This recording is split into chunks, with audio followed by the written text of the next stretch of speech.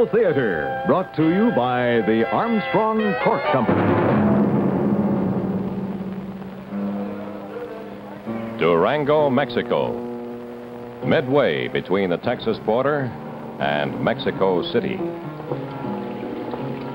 Oh, take him. Suppose I owed you $150. Which you rather have? A United States Treasury check? Or three $50 bills? I would rather have the check. Why? The bills could be counterfeit. But you wouldn't worry about the check? Of course not. A U.S. government check is as good as gold. It's better than gold. There's more around. The government puts out 1 million a day. 350 million checks a year. Why, back in the States, everybody takes them. Grocery stores, package stores, bars. Nobody looks at them twice. No more than if there was change in quarters.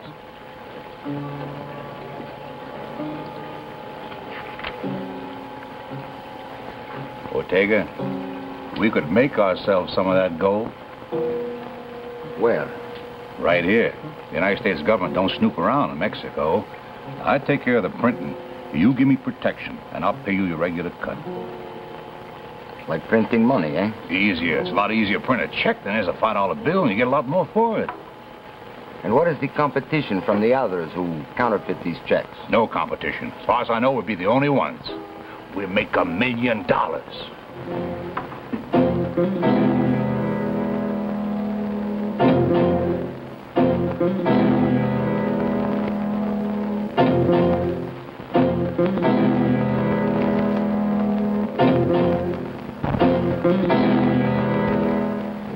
Arthur Henry Moline, American citizen, had an arrest record which included kidnapping, rape, and murder, but no convictions.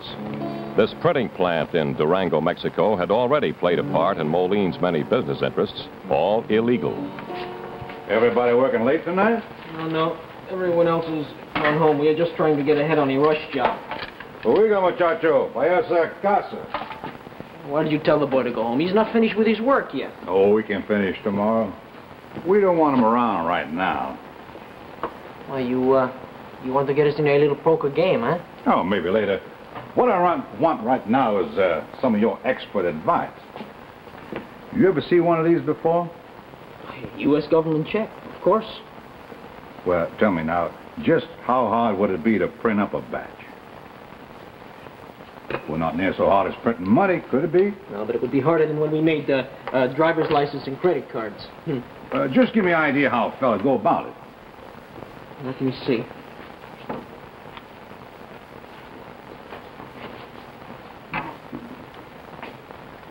You would need 4 plates. 2 for the tinted background on each side and 2 for the letterpress printing. Okay. Well, you could copy the letters and their signatures by photo engraving. And maybe the seal, too.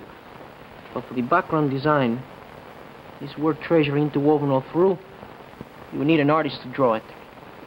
Well, Cadena, they did a great job on the driver's licenses. I bet you do this, too, if you tell him to. Maybe he would, but, my friend, I don't want any part in this. How can you call me your friend and turn me down before I even finish my proposition? Well, I can't do this for you. Why? Because after the trouble with the licenses... I got you out of that, didn't I? I swore to my father it wouldn't happen again. Well, now, you could work in the plant when it's closed. At night, weekends, your father wouldn't have to know a thing about it. And if I'm caught? How can you get caught? Those checks are going to be clear over the border. Well, they'll trace me when they catch you. How they're going to catch me? When you pass the checks. When I pass the check? I don't have time to pass the checks. I won't even sell to the passers. I'm going to deal with the middleman, distributors. Everyone known personally to me as a real stand-up man. Now, do you follow what I mean when I say that? No. I mean a man who, if he's caught, he stands up. He don't talk, he don't testify. He takes his rap, but he won't name names. So how in the world are they going to get to me? I'm sorry, but I swore to my father. You won't even let me tell you what you're going to get out of this. Well, I don't want to hear it, Oh, you'll hear it all right. Cadena, you stay right where you are. You hear me good? You hear me now, boy? Answer me, boy. See. I'm going to say this just once. I want these checks made, and I want you to make them. Did I say it enough? Say. Did you hear me this time? Ease my hand, huh?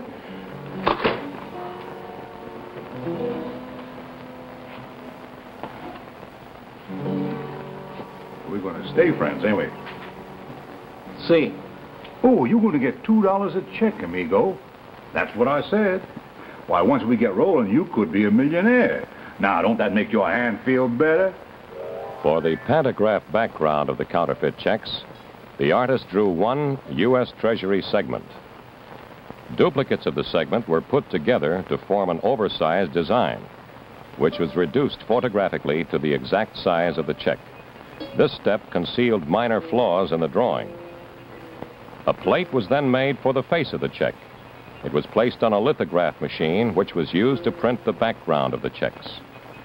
Inks were mixed carefully in an effort to obtain the precise shade of blue. This was one of the most difficult and critical steps of the counterfeiting operation. The block print on both sides was copied by Francisco Gutierrez with the aid of a photo engraver's camera.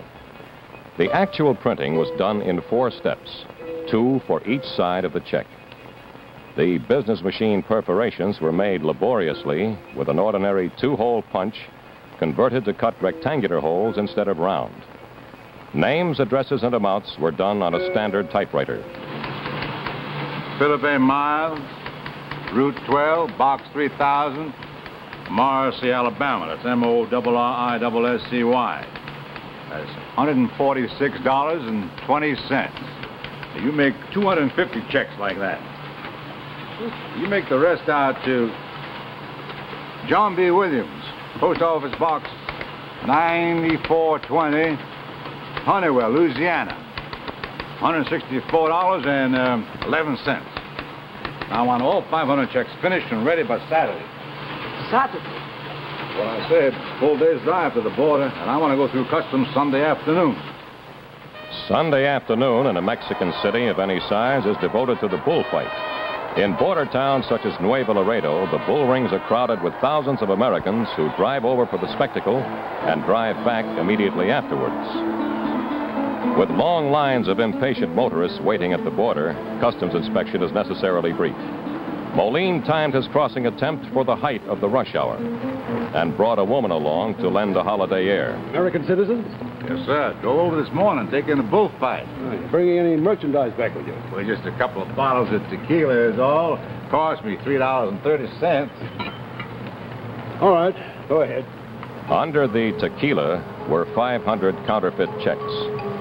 On the following night, Moline arrived at this Crossroads Motel near Bristol, Louisiana, where he had called a meeting of men known to him personally. Present were these 4 stand-up men, all with criminal records. Walter Nye, swindler, car thief, gambler, parole violator. Clarence Hollis, burglar, armed robber, once acquitted of assault with a deadly weapon. Dorsey Ulmer, con man, marijuana peddler, procurer, finger man for safe burglars. Bennett Ulmer, Dorsey's uncle, owner of the motel. White slaver, dealer in stolen cars, twice convicted of assault. Hello, Bennett. Well, what you got for us this time, Arthur? Oh, Dorsey. Yeah, Arthur. Get lost. What do you mean, get lost? I don't want you in on this. Well, you called me in yourself. You phoned me and had me to come all the way over here. I found out you got arrested last week. You and that girlfriend of yours on a marijuana charge. Ain't that right, boy? I'm free on bond. Oh, you got too much hanging over you, Dorsey. You get grabbed on a new charge, you'll have to make a deal with the law and turn me in. I wouldn't do that, Arthur. Now, you know I'd stand up. Well, I ain't taking that chance.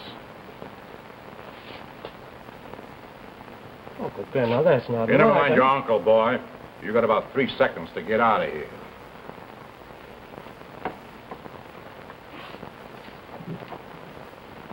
All right.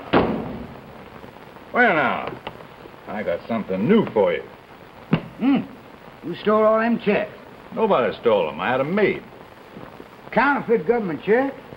It's about like a real thing to me. Pretty close. Man, have to have identification, though. We print an identification for you. Driver's licenses, credit cards, the same name as the names on the checks. What do you think? Not bad. I wouldn't mind passing a few myself. Well, I don't want passes. I want distributors. The idea is, say, you buy 100 of these from me at $20 a check. And you go out, you find your own passes, you charge whatever you can get. Say you pay me $2,000. You ought to be able to collect $4,000. Are you interested? Not me. I haven't got $2,000 to give you. Well, Alice, don't you think I figure that? All you got to do is pay me, say, 25% down, the rest when you collect from your passes. Make you feel better? Not me. Suppose I couldn't collect from my passes. You're going to come to me for the balance. And, Arthur, I just wouldn't feel healthy to be owing you money. Or those silent partners of yours either. What's the matter with you two? You want to be cheap crooks all your born days?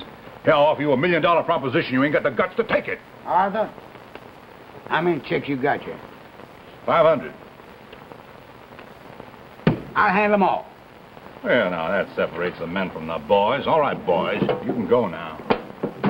Say, could we, just buy a couple of dozen to pass ourselves? You buy 'em from Bennett. He got the local franchise.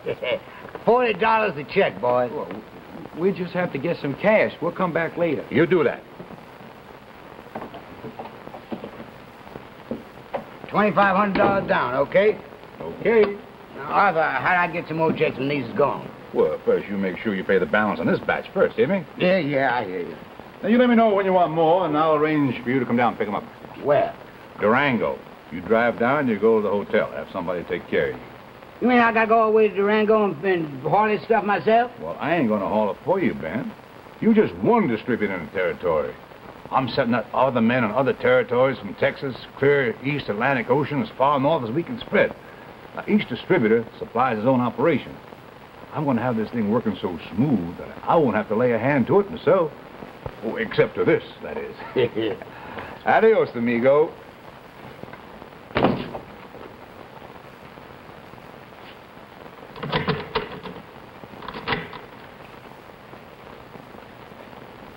Who is it? It's Dorsey, Uncle Ben. I've got to see you.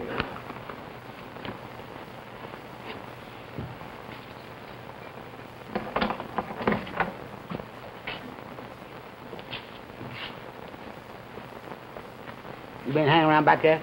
Only for just a minute. Uncle Ben, I couldn't help hearing something about passing treasury checks. And? And he came out to the car where I was sitting and told me, and I said it must be some good deal. Well, what you want? Well, I want to pass some of those checks, Uncle Ben. Boy, you in enough trouble as it is. Well, maybe I can get out of trouble if you would help me. Just a little. Just a little how?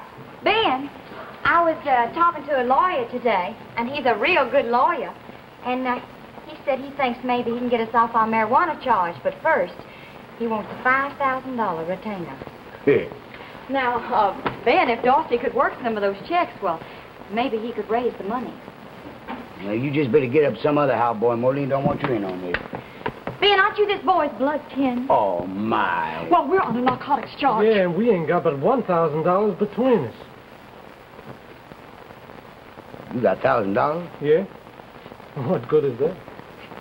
Well, I tell you what good, boy. After all, I am your uncle. I'm going to let you have some of these checks for the same price they cost me. Well, I appreciate that very much. $50 apiece. The first of the counterfeit checks was cashed in a food market in Hillside, Florida by Dorsey Ulmer, carrying counterfeit identification in the name of Philip A. Miles. With Charlotte Cable sometimes posing as his wife, Ulmer worked supermarkets across northern Florida, netting an average of $130 at each after purchases. Clarence Hollis, using both identities, victimized the owners of restaurants, package stores, and service stations. Walter Nye, posing as John B. Williams, specialized in clothing stores. Those are for Phillips in Texas. These are for Gautreaux, Louisiana. These are for Bender from Georgia. He should be down today to get those, so you get those over the hotel right away. They'll be picked up tonight. Some of these men are new distributors. Do you know who will be passing their checks? It don't matter. Their passes don't know anything about you and me. If they get caught, that's their own headaches. The new passers joining Moline's ring cashed the counterfeit checks in Florida, Georgia, Alabama, Louisiana, and Texas. Everywhere the story was the same. Clerks and merchants, anxious not to lose a sale, scarcely looked at the bogus checks before handing over good money for them. The small storekeeper was the ultimate loser. But if human beings were unwary, machines were not. Each counterfeit was detected by the tabulating equipment at the nearest branch of the Federal Reserve Bank. On April 30th, 2 days after it was passed, the first counterfeit was sent to the district field office of the United States Secret Service in New Orleans. The Secret Service, law enforcement agency of the Treasury Department, was established at the close of the Civil War because at that time 1/3 of the currency in circulation was counterfeit. Today, the primary function of the Secret Service is to protect the President of the United States, but it continues to investigate all counterfeiting and forgery of government obligations and securities. Mason, I think you better take a look at this. Another forged endorsement? No, sir. Counterfeit. Fairly deceptive job. Yes, sir. I had to look twice. I'd never seen a counterfeit government check before. Well, neither did I. Is this the only one that's come through? Yes, sir, so far. Well, judging from the quality of that check, there'll be more. I'll notify Washington. You go to Hillside and see if you can get a description of the passer. During the next few days, special agents of the Secret Service went to all stores where the checks had been passed, seeking descriptions of the thieves. The one clear conclusion: a large-scale ring of counterfeiters was in operation.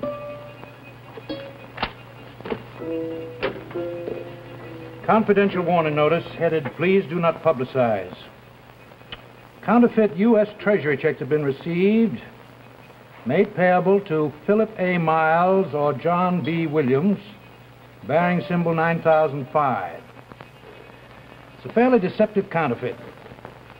The pantograph background is a light blue, not as rich as the genuine. The printing leans to gray instead of bold black. The business machine perforations are not clearly cut and slant to one side as if hand-punched. The warning notice went out to police departments, banks, and a few selected merchants in the affected area. It was marked confidential to avoid alerting the thieves. Result? Mason? Oh, hello, Lieutenant Wilson. Yes, go ahead. The Secret Service is a relatively small organization which relies heavily on the cooperation of state and local police. In this case, cooperation was prompt and effective. A man presented a government check in a meat market in Clary. Now, the owner had out circular and got suspicious. The man left without cashing the check. Owner followed him to the door, saw him get into a pink convertible with a dent in the right front fender, and notified the police. One of the detectives remembered they had a man in with a car like that 2 weeks ago on a marijuana charge. You have a description? That's right here. Age 27, height 6 feet, weight 150. Sallow complexion, dark hair, nervous mannerisms. You know that could be the passer that worked Hillside, Newton, and Perry? Call Lieutenant Wilson to see if he can pick him up. Dorsey Ulmer was arrested within 24 hours and taken to the local police precinct where he awaited further questioning. Now, my name is Donaldson. I'm from the Secret Service. Now, we got 3 witnesses who positively identify you, Dorsey, as cashing counterfeit treasury checks. Dorsey, you're also up on a narcotics charge. You're in plenty of trouble. Yes, I know it. Well, you've been advised of your rights. You going to cooperate with us? I sure will, Mr. Donaldson. I'll cooperate in any way I can. Mm-hmm. Well, I think the first way might be to tell us where you got those checks, huh? Yes, I sure will. Where I got them was, I got them from a man I met in a bar. You know his name? Well, no, he didn't tell me his name. You know where he got the checks? Well, he didn't tell me exactly, you know, but from the conversation, I could make a pretty good guess. Well? From a man who was in the same cell with him when he was in the state prison. Either that, or from another man in Kentucky, a real hillbilly back in the mountains, you know, makes moonshine and a lot of things. Else must have been from a sailor off a ship in Mobile. Thanks, Dorsey. You've been a great help. Dorsey Ulmer stood up, squarely blocking the main line to Moline and the source of the checks. But Charlotte Cable opened another path. Okay, Ben, make it fast. I left my motor running. What's on your mind? I've been to see Dorsey in jail. Well, you're a good uncle. Now, you listen here to me, Miss Smarty Pants. He bought 20 checks from me. He told me that 8 of them he passed. One he had with him when he was grabbed, that's 9. And he said he left the other 11 with you. Now, where are they? I got him. Charlotte, them checks are too hot to pass around here anymore. Listen here, everybody else has took what they got left and they destroyed theirs. Now, you better destroy yours. Well, then why don't you buy them back from me, Ben? Then you can do whatever you want to do with them, and I'll have some more money to pay my lawyer to get me off my narcotics charge. Well, now, you think I'm going to take the loss? Well, why should we take it? Well, that's the chance you took when you bought them checks, and you got your money back out of the ones you passed. Now, you listen here to me, Charlotte. Old Dorsey said for you to destroy them checks. All right, Ben. Now, burn them, Charlotte. All right, I will. Yeah. Oh, what, again? Okay, room free, yeah. They don't know how to work the air conditioner. I'll be right back. Now, Charlotte, you burn them checks right now. You hear me?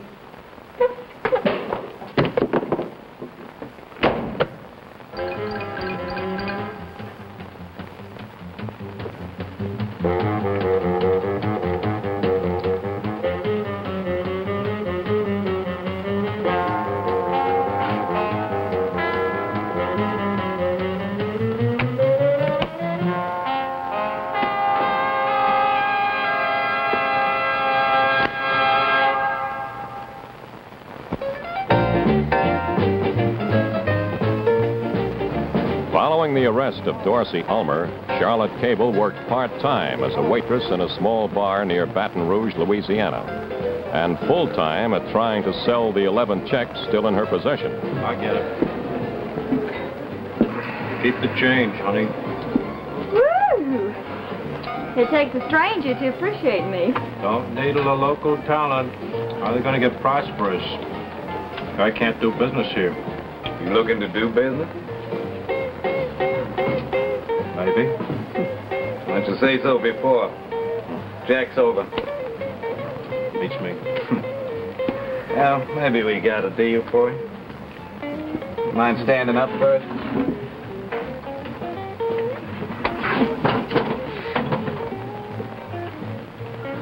Keep clean. Name's Victor, Now, Victor, what kind of deal you looking for? I'll let you know in a minute.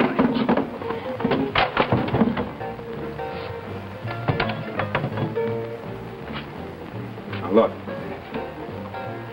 We're walking down the street together. And this cop decides to give us a tumble for laughs. I'm clean. He finds this on you, and he pulls us both in. Deals with you, stupid.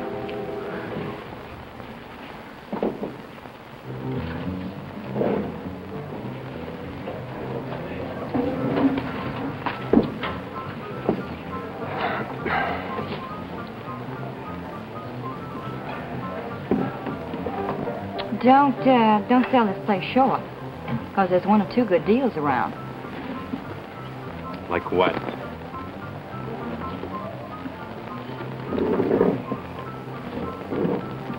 Stolen government checks? Not stolen, counterfeit. See what a good job it is? And for identification, there's a credit card and a driver's license that looks just as good. Honey, I'm not interested in paper hanging. Okay, forget I said anything.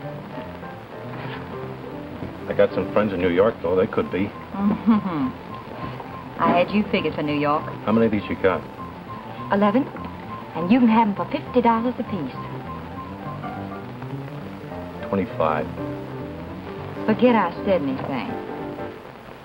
Many of my friends wouldn't even look at 11 checks, except as samples. When they buy big.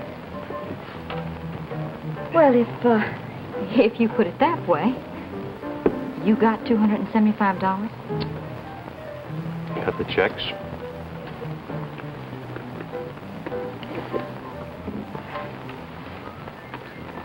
My friends go for this. Can you put them in touch with your suppliers? Are you kidding? Honey, if they buy from me. I didn't say keep the change. Ooh. Well, I didn't know you ever worried about change. You big New Yorkers. The New Yorker was an agent of the Secret Service acting on the possibility that Charlotte Cable, as a known associate of Dorsey Ulmer, might provide a lead to the source of the counterfeit checks. These are part of the original batch. There are more checks turning up now. They have different names on them. But it's the same printing job, the same counterfeiters. Now, Charlotte is the only lead we've got. Other known associates of Dorsey's mixed up in the ring? Yeah, two of his old pals, a Hollis and a Nye. They're both identified as passers from their pictures, but we can't find them. But we have an idea that something frightened them and they took off. Okay, we'll stay with Charlotte. She's our best bet. Why don't you wait a week, huh? And tell her that your friends want to buy 200 more. That ought to send her running to her supplier. Well, all right, I didn't burn the checks. But I told you to. But, Ben, those checks are in New York where they can't do us any harm. And besides, look at the big order I got out of it. Well, yeah, it's a good-sized order. Well, Ben, you're going to have to level with me this time on price because that's a shrewd outfit in New York and they're not going to pay more than $25 a check. Well, I'll see what I can do. I have to see Moline. I'll let you know. Well, I ain't worried about the price, Ben. Price ain't no problem. Well, what is it? Time is. We lost a lot of time making up a new batch of checks, with driver's licenses and credit cards to go with them. We can only turn out so many to clip, working nights and weekends. We got a lot of people waiting on us. There's two of them right there. You mean Hollis and Nye? That's right. You selling direct to passers now? No, sir. They ain't passers no more, those boys. Why, they got themselves a hot connection with the El Paso outfit. They brought me a whole new idea for distributing. You know what they're going to do? They're going to work the big military bases in the South, places like Randolph Air Force Base. You know how many government checks get cashed in a single day around a big military base? Arthur, you trying to tell me you're getting too big to deal with me anymore? Not exactly, but, well, I got a whole list of distributors like you, Ben. Where you are on that list is you on the bottom. Why am I? Because you went and sold checks to Dorsey when I told you not to. Well, now, Arthur, he's my nephew. Dorsey didn't do you no harm. Dorsey stood up, didn't he? Poor Dorsey, there he was, even in jail, he was looking out for you. Why didn't he have me tell Charlotte to burn them 11 checks he left with her? And she did burn them, I saw. Well, all right, Bennett. You get your checks after a while. Well, how long is it going to take? Not too long, amigo. I'll let you know.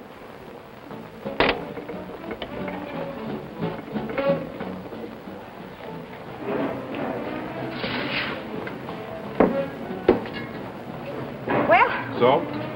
won't be long now, so let me know. Sure he will. He said so. Listen, I'm beginning to think there are no more checks and this is a stall. No, it is not a stall. And why can't you get the checks for me now? Because the plant is busy printing for somebody else. For who? Well, I don't know. You think I'm going to hang around this hole forever? Well, what you want me to do, print them myself? Okay. Forget I said anything. They're stalling because they're suspicious. They want time to check up on Victor. Well, that isn't impossible. But I'd go along with the idea that their plant has a limited capacity. They can't get rid of the bills because they're busy printing for somebody else. Now, that sounds reasonable. Vic, have you any idea who this somebody else might be? No idea. Would Charlotte know? I doubt it. She's a little on the greedy side. If she was any higher up in the ring, she'd try to siphon off some for herself. Yeah.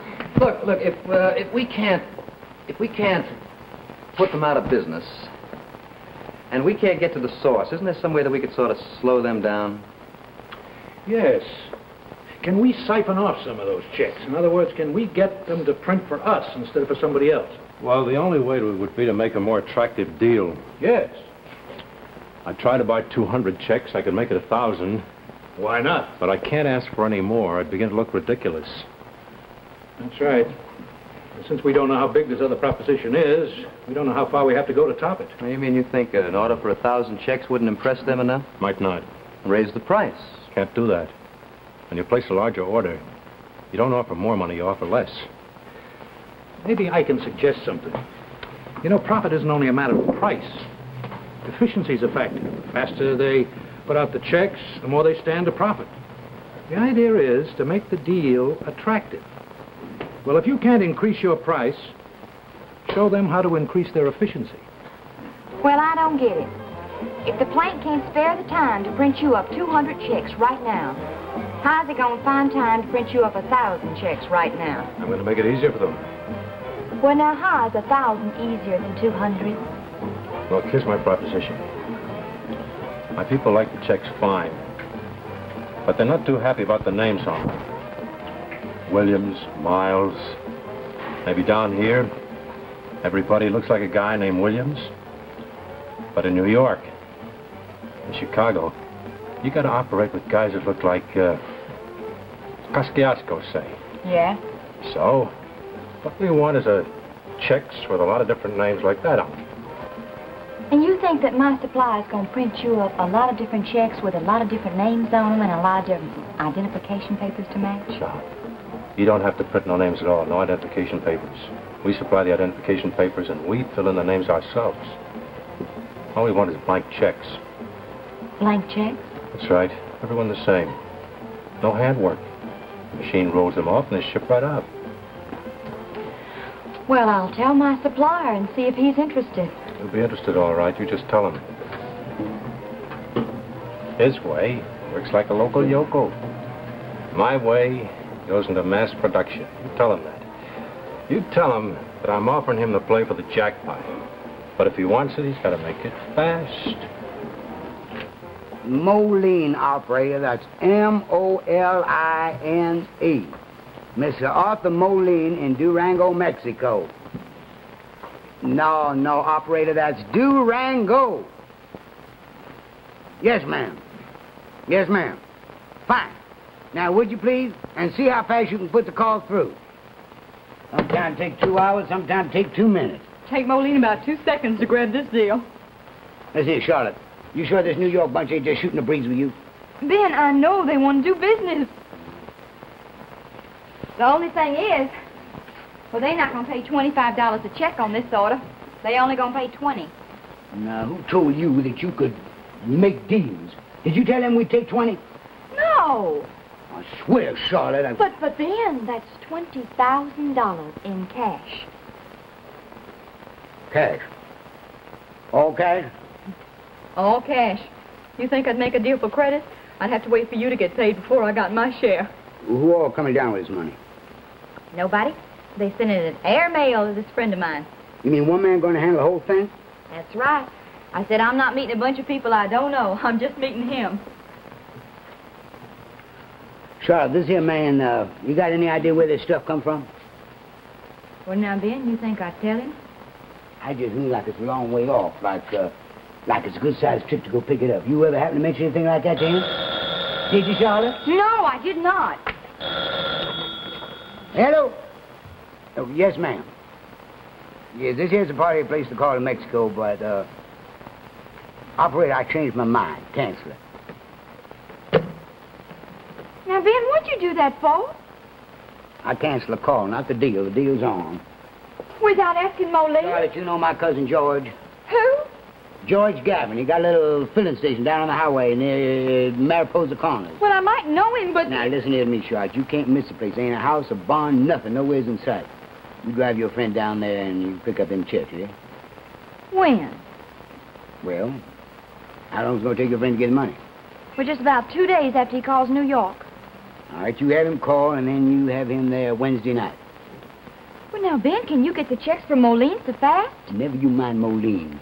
This here's our deal. Why should we split any part of it with Moline? Oh, Ben, how are you going to get the checks to hand over? Charlotte, we don't need no checks. We're going to have one man all alone with $20,000 on him. Mm-hmm. All we got to do is simply take it away from him.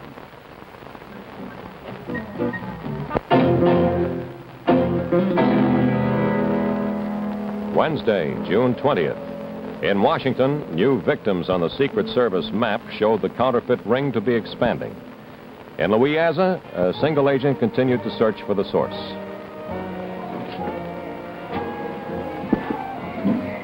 It's you. The whole 20,000? Airmail special delivery. Where is it? In the safe at my motel. So, my end of the deal's ready? So is mine. Where? Well, we have to drive up in the country a few miles. To where? I'll tell you when we're on our way. What'll that be? Now. Now? Told you don't have the money in my pocket. Why, can't we stop by and pick it up?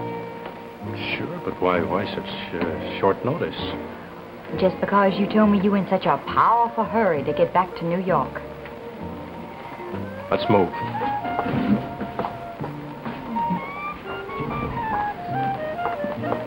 I better call first. Call who? Motel.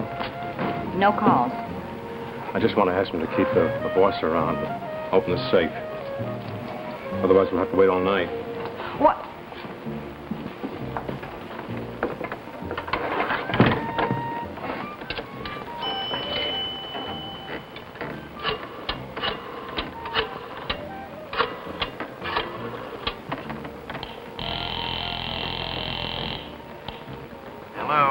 Hello, this is Mr. Victor, room 9. I want the safe open, please.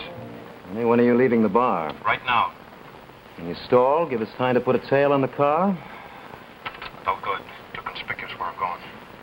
Why? You going out in the back country? Somewhere.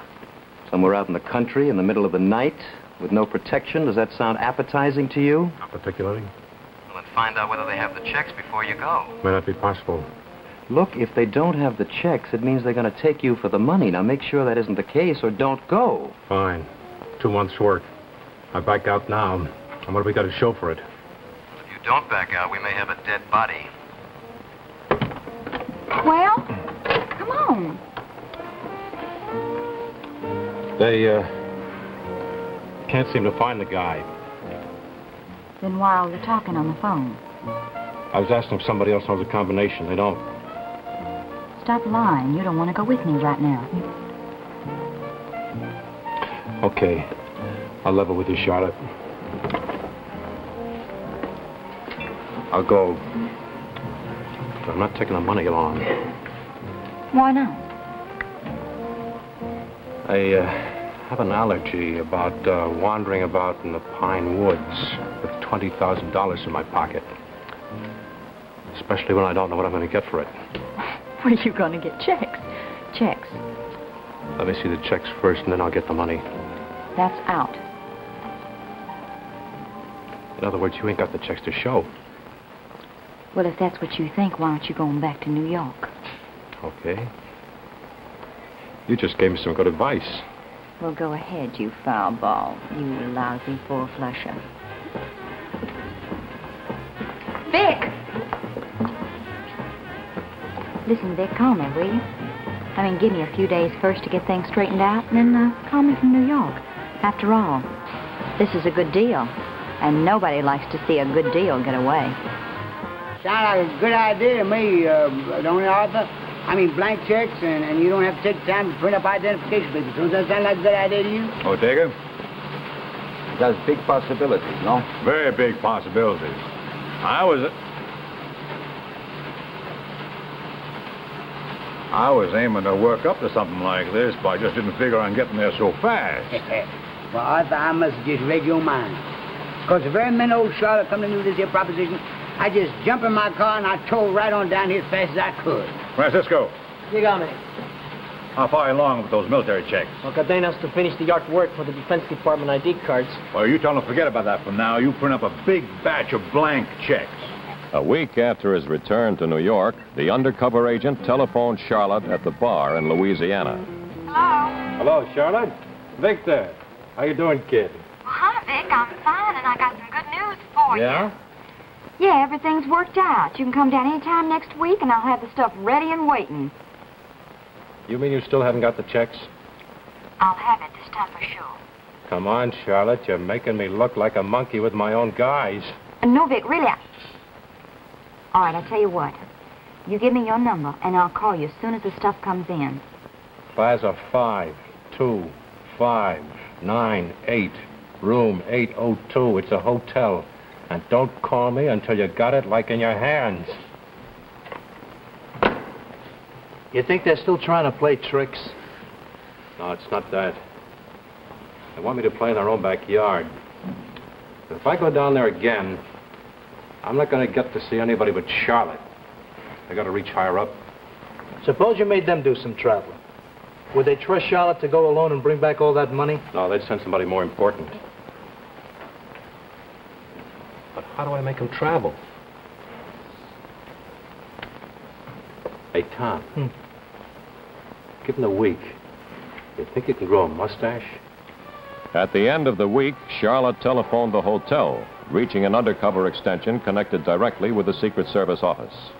Vic, how are you? You got the stuff yet? Yeah, Vic, I got somebody here who wants to talk to you. You talk to him. He's in on the deal. His name is... Mike. His name is Mike. Here he is. Hello, Victor. This is Mike. I just want you to know that we're all set down here. Yeah, but I'm not all set up here. Why not? Something go wrong? Yeah, something went wrong. My people got fed up with all this stalling, so they invested their $20,000 somewhere else. Are you telling me the deal is off? That's what I'm telling you, unless you want to deal with somebody else. You got somebody else? I might have. I ran into this guy, a foreigner from South America. He's traveling with a bundle on him. He says he could take your stuff and unload it in Puerto Rico and Virgin Islands. Maybe that don't sound so good to you. Well, what's bad about it? Don't sound bad at all. The only thing is that you'd have to get together with him real fast because he's leaving the country the day after tomorrow. That's when his ship sails, and he wants to see the goods. Okay, bring him down tomorrow. You fly him down and back the same day. I can't do that. He's afraid of airplanes. He's what? The guy's got this thing about flying, so you'd have to get together with him someplace not too far from New York. Well, can he make Atlanta? Too far. How about Philadelphia? Well, that just about is New York. Oh, Baltimore. Oh, ain't much better. Well, then where do you say? There's got to be someplace where I can take the guy by train and get him back here the same day. Where can you make Washington? Washington. Yeah, Washington might be okay. Well, I don't know the town, so you name the place. Well, might as well make it the airport. How about the insurance counter? Okay, we ought to be there by early afternoon. I came up from New Orleans on the New York plane, but it makes a stop at Washington at about 3. How's that? Good enough. You just look for the man with a light-colored canvas bag. No problem. I'll recognize Charlotte. Charlotte won't be making the trip. You just look for the bag man. Okay, see you then. Washington National Airport, 15 minutes from the Treasury building. I don't know how many men will be coming. Better call New Orleans and have them put an agent on that plane. July 8th, the plane from New Orleans carried a Secret Service agent whose mission was to spot the bag man. On landing, he was to flash a prearranged signal showing whether the counterfeiter was alone. The agent carried his hat in his left hand. There were 2 men.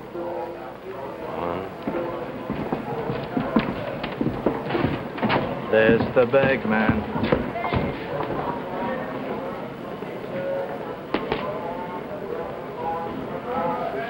Where's the other one? That one. Standing back, a little to one side.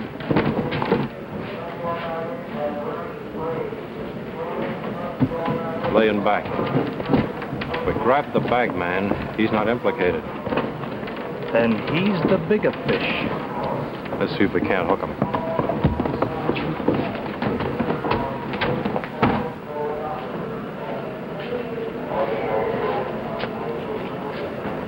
How you doing?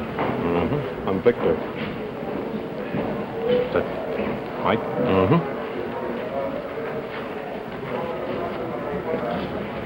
What do you say we quit laying back and get this thing over with? Okay. Where's South America?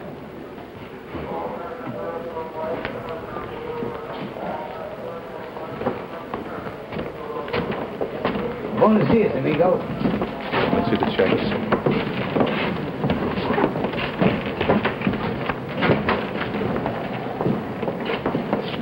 Something wrong here. No holes punched in by the business machine. Oh, well, we didn't have time to punch no holes. You can do it yourself.